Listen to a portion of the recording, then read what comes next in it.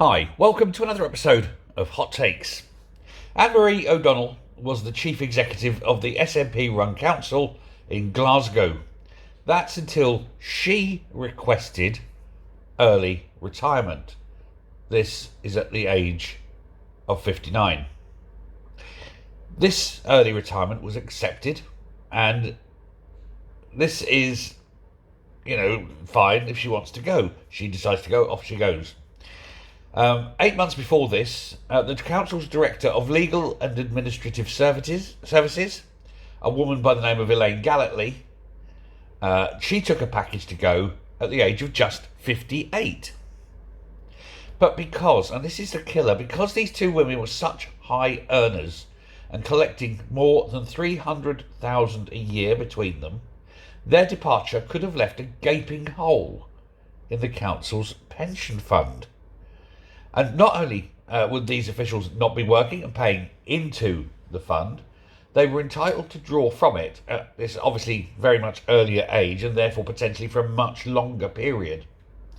Now, the official phrase used by the council now is that it's placing, quote, a strain on the fund, which is their way of saying they don't have enough money to pay these women the vast pensions to which they're entitled.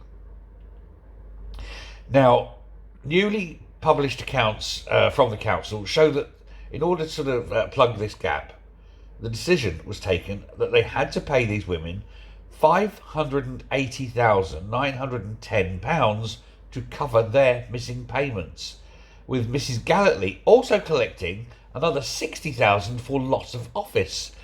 The loss of office being because she decided to leave. She wasn't fired. The place, didn't become redundant. She elected to go and is entitled to £60,000 for loss of office for going. This is ridiculous, isn't it? Anyway, the total figure of this comes to nearly £641,000. And rather than taking it out of the pension fund, they're going to pay it out of taxpayers' money. How can this possibly be justified?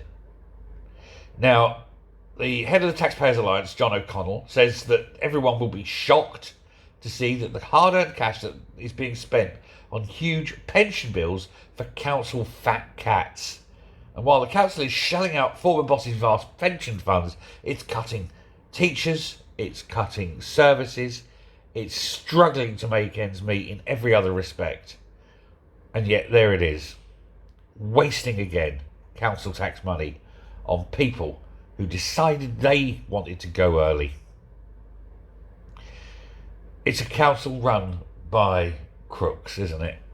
And of course, the chief fat cat of them all is sitting there, old two seats, looking smug, looking content, knowing she too will be on a huge pension for the remainder of her life, regardless of what a mess she's made of that city. It's disgusting. Thanks very much. Bye.